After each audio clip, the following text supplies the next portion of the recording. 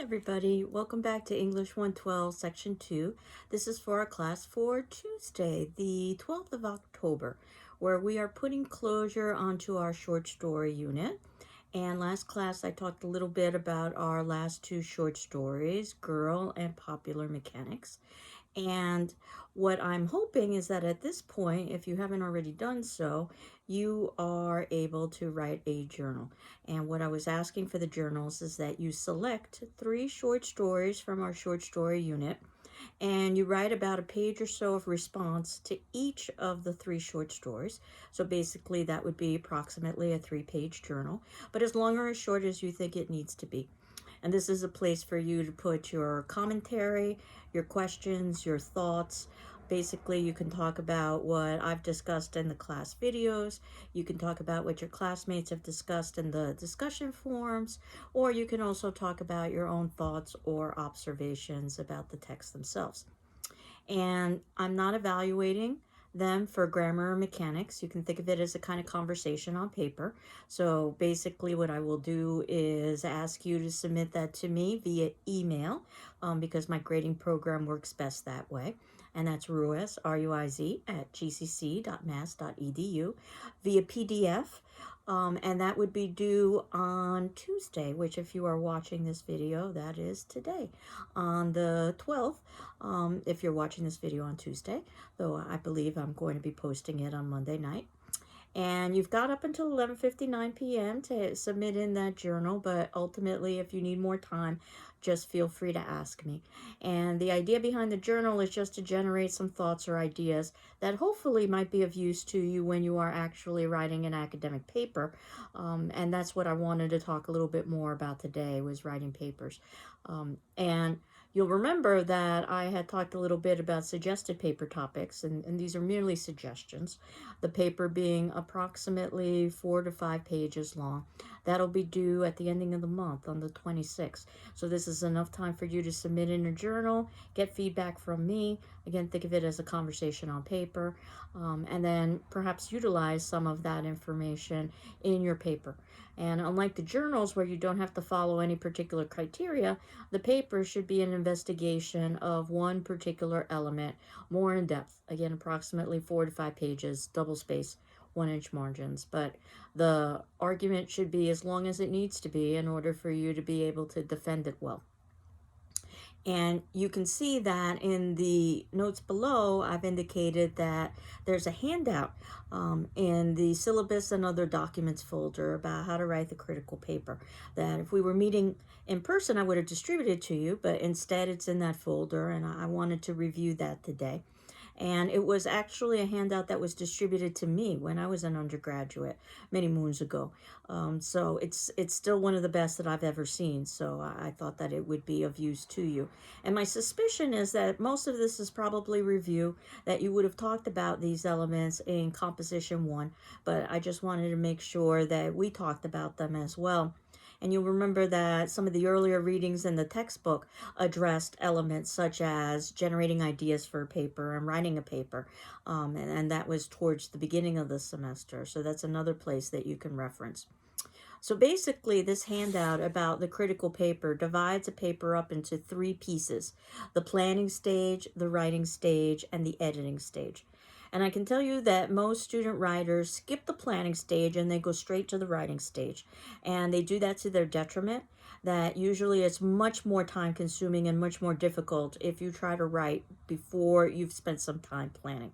So the idea is that you are beginning your paper early enough so that you can do your paper in stages rather than do it all at the last minute. Again, one of the reasons why I wanted to talk about the paper today, so that hopefully you can begin sort of contemplating ideas. And the idea behind the planning stage, as you can see in the critical paper handout, is that your job is to analyze, not to summarize. So this isn't what I call the junior high school book report, when you are talking about what happened in a text to prove that you read it. Instead, you're talking about why those things happened in the text. That's the analysis. So basically, assume the reader has some familiarity with the text, and you only need to retell those pieces of the text that are necessary to support your particular position. What you need to do is to begin with a strong and specific thesis. Now, this is usually a statement that implies some sort of interpretive conclusion about the work, something that reasonable people could disagree with. And usually that's included in our first paragraph. And there's some examples in that critical paper handout of a thesis that really wouldn't be very useful because it's much too broad. Something like Shakespeare explores the complexities of experience is not terribly helpful because I would argue that basically all great authors of literature explore the complexities of experience. You haven't really said much there. Or saying something like Shakespeare employs much imagery in Hamlet, again, that's not very useful. What is important is what imagery is employed and to what end. Now, what you are going to be doing is writing paragraphs. And within your body paragraphs, this is where you've got your evidence and your support. Basically, assume that my job and the reader's job is to take the opposite perspective. So, if you want to argue that young Goodman Brown is destroyed by his realization of sin, my response has to be, no, he isn't, even though I know very well that he is. So that ultimately what you've got to do is find places in the text to illustrate that so that your argument is at least possible. It doesn't have to even be probable or even correct, just possible.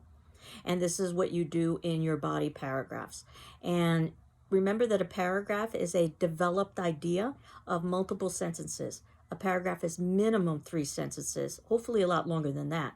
But you need to have a beginning, a middle, and an end. So I understand that in journalistic writing, you might have shorter paragraphs, but this isn't journalistic writing. This is academic writing that also is the writing of business, so that ultimately you can transfer over those skills into the working world.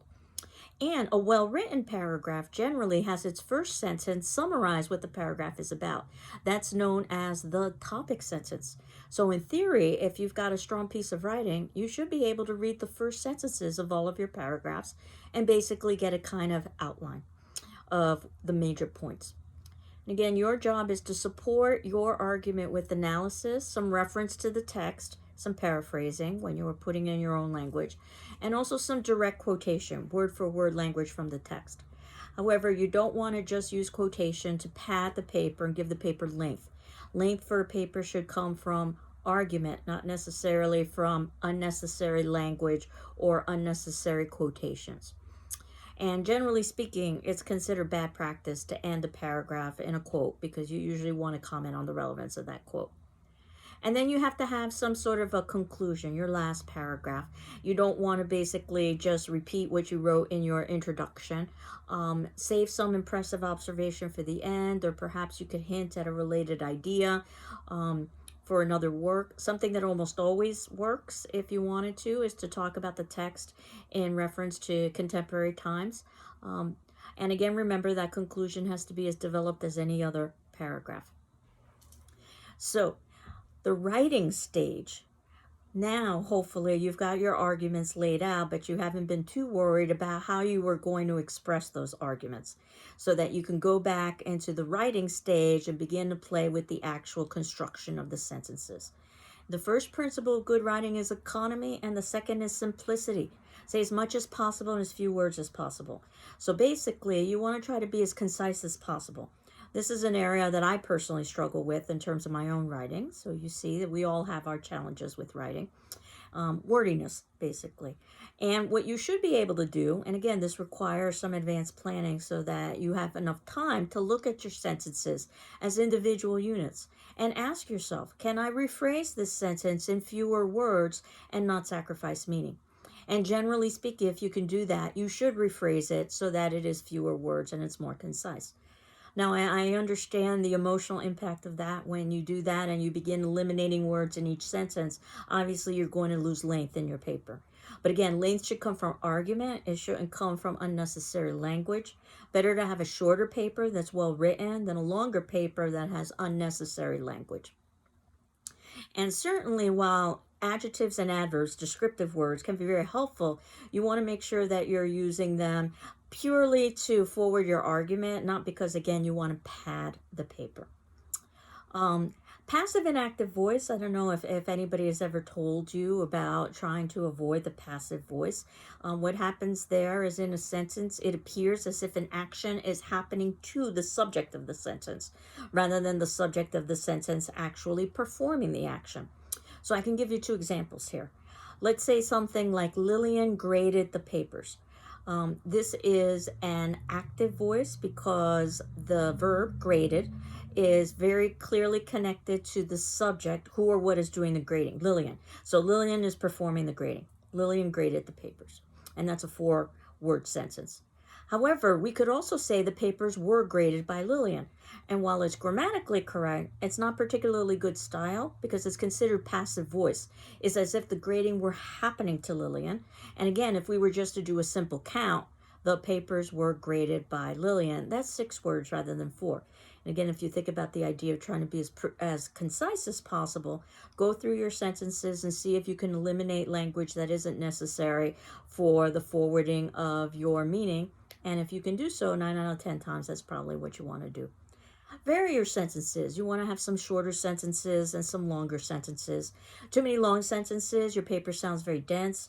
Too many short sentences, your paper sounds very choppy. And you also want to mix your sentence beginnings, especially for sentences that appear next to one another. So you don't want to have, let's say, 3 sentences in a row that begin with, let's say, the word crepes. You want to try to change things around a little bit.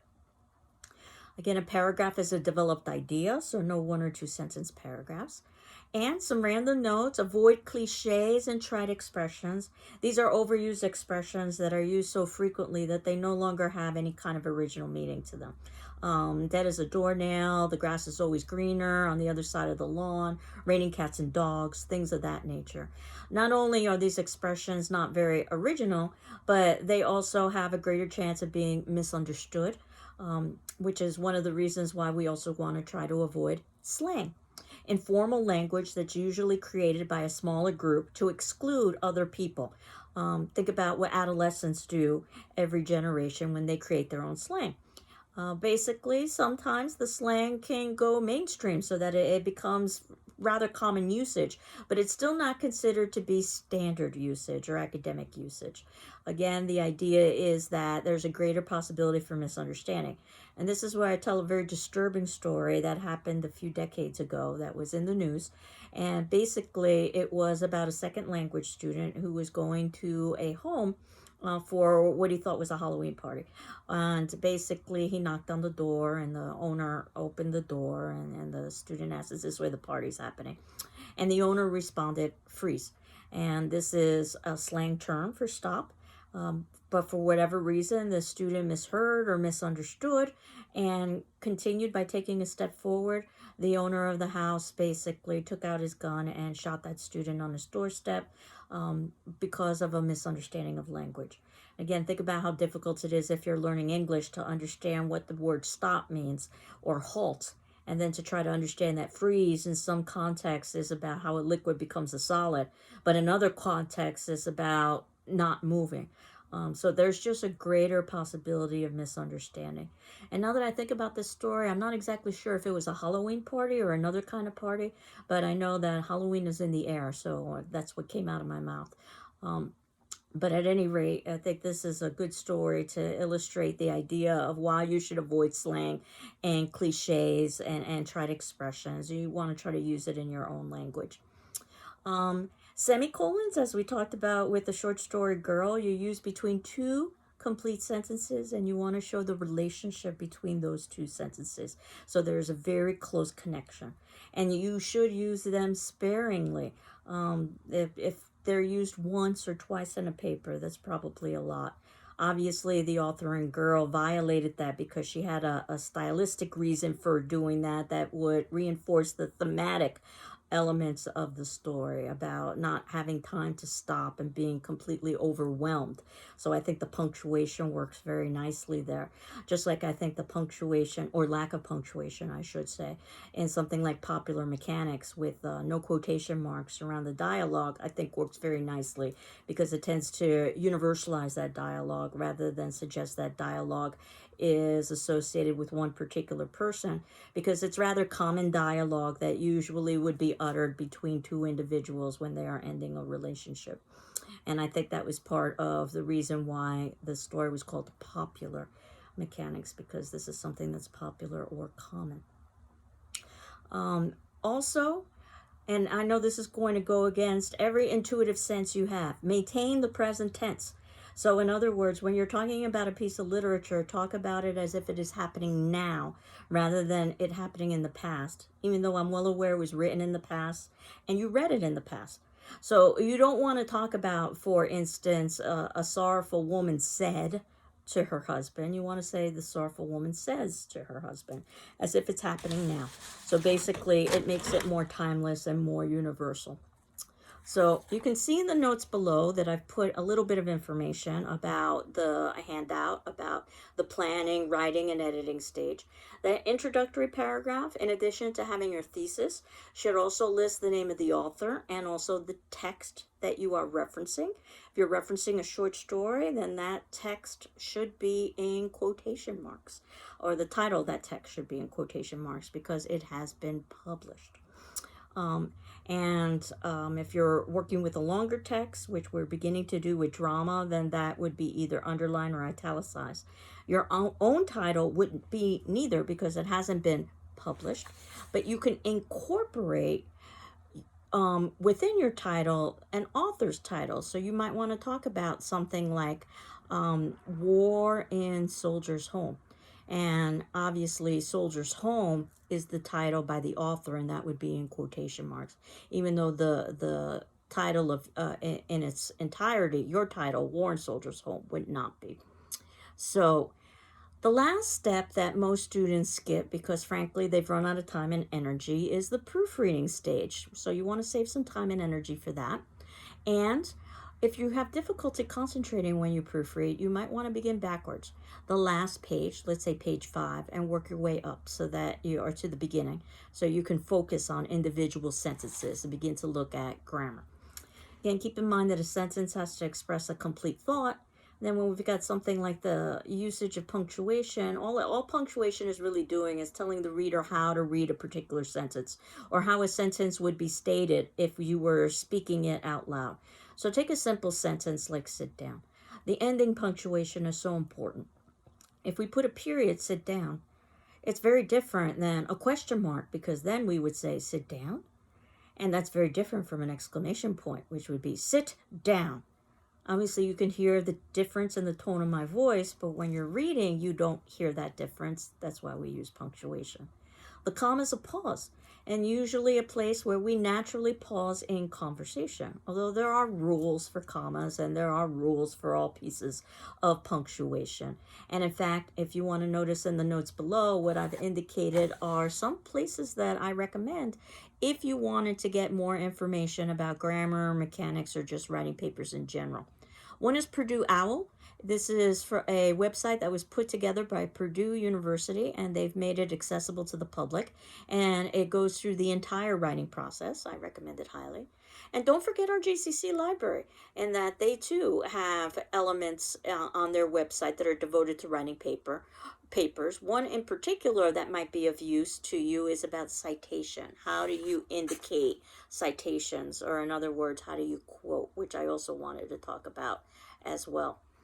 Now, the age of this handout shows when you're reading the presentation and proofread section, and it says instructors prefer typewritten papers. Obviously, you've got to type your paper. Double space, 1-inch margins. You should also have a title page. It's a separate sheet of paper, or a separate screen, if you will, that lists your name, my name, the paper title, the due date, the class. All of this is included in your syllabus as well. And the paper is due on the date assigned, and then if it turns out that you can't submit in the paper on that date, please ask for an extension, and I'll be happy to grant it to you. So, but the documentation piece, Now we are using the MLA, known as the Modern Language Association system of parenthetical documentation, which means that we use parentheses after a quote. And in those parentheses, we indicate information about where that quote can be found so that a reader can go to the original source and verify the authenticity of that quote. Now, different disciplines use different systems. So if you were writing in the sciences, you'd use a system called APA, American Psychological Association. But this is the humanities, so we are using the MLA. All the systems have basically the same purpose, which is basically to give a reader information about where to find the original quote. But the style of how to do that is somewhat different, so that you want to use the MLA system. And basically, and you can see in the examples that I posted below, you're using quotation marks, piece of punctuation, and anything in between the opening and the closing quote marks. That's the exact language that the author used. And then after the closing quote mark, whether you're done with your sentence or not, you in parentheses put the least amount of information necessary for a reader to be able to identify the source. So let's say in this instance, it would probably be the page number. So you can see this example below when I wrote, quote, Krebs went to war from a Methodist college, unquote. And then in parentheses, I have 162, close parentheses. So basically that means page 162 of our textbook. You don't have to write page or PG or P or anything like that. And then ending punctuation. But if the sentence continues, then just continue on, which was the next example I wrote. Quote, although Krebs went to the war from a Methodist college, unquote, and then open your parentheses, 162, close your parentheses. He cannot pray with his mother. And then we've got our ending period there. And if you wanted to insert your own language in a quote, not because you wanted to analyze that quote, but you needed to clarify something. More often than not, it is a pronoun. Remember, pronoun takes the place of a noun, words like he, she, it, they. And it may be unclear based on the quotation you've selected what the pronoun is replacing, what noun it is referencing. So you may want to indicate that in the actual quote. So I did that in the example with an assertion. Even his lies were not sensational, but what I did was, quote, even his, and then in square brackets, I wrote Krebs's, and then I closed my square brackets. Lies were not sensational. And basically what that means is that anything in the square brackets is my insertion. It was not part of that original quote. And again, I'm inserting in the name Krebs after the pronoun his to clarify that that's who I am talking about in this particular story. And then close my quotes, and then I've got my parentheses, and then I've got my page number. You can also omit something from a quote, not because you want to change the meaning of the quote, but because it's just not relevant. And if you wanted to omit something from a quote, you use a piece of punctuation known as an ellipsis, or perhaps fondly known as the 3 dots or the 3 periods. So, and you can see that in the notes below as well. When I've got in the omission section, Krebs, comma, quote, during this time, period, or ... was sleeping late in bed. And then I've got a closing quote, and then in parentheses, again, the 162, and then close the parentheses, and then the period. Now, of course, the system can get much more complex, especially if you are using sources that are your own research sources that a reader is not familiar with. So, in the parentheses, if it's not clear based on just something like a page number, you might need to add something like the author's surname. And if there are multiple texts by the same author, then you might need to add part of the title as well as the author's surname and the page number, or whatever the case may happen to be. And again, this is a fairly long and somewhat complex system. You don't memorize it. You just look up the rules for that particular instance. So there are rules for how to cite something from Twitter, for instance, and there are rules for how to cite a billboard, for instance, and basically you just look it up and you do exactly what you're told to do, or rules for citing something from a website, for instance. And then at the very ending, of the paper, there's something called a works cited page, which is exactly that. It's these are all of the works that you cited or quoted from within the context of your paper. They are all organized by author's last name in alphabetical order, and then this is where all of the detail is given about that source. For instance, the publisher and the page, the place of publication, and so forth and so on. So an individual can find, let's say, the actual text or the edition of the text that you use so that they can try to verify the authenticity of that. And again, if you're writing a research paper, this is something that has to be done. But we're not writing a research paper. We're writing a critical paper. Though again, if you have your heart set on a research paper, come talk with me and we can negotiate. But a research paper requires more, actually, because not only are you summarizing what other people have said, but you still have to add your own thoughts and your own interpretations. So for the critical paper, what I'm asking you to do is just to rely on yourself and what you've learned in class.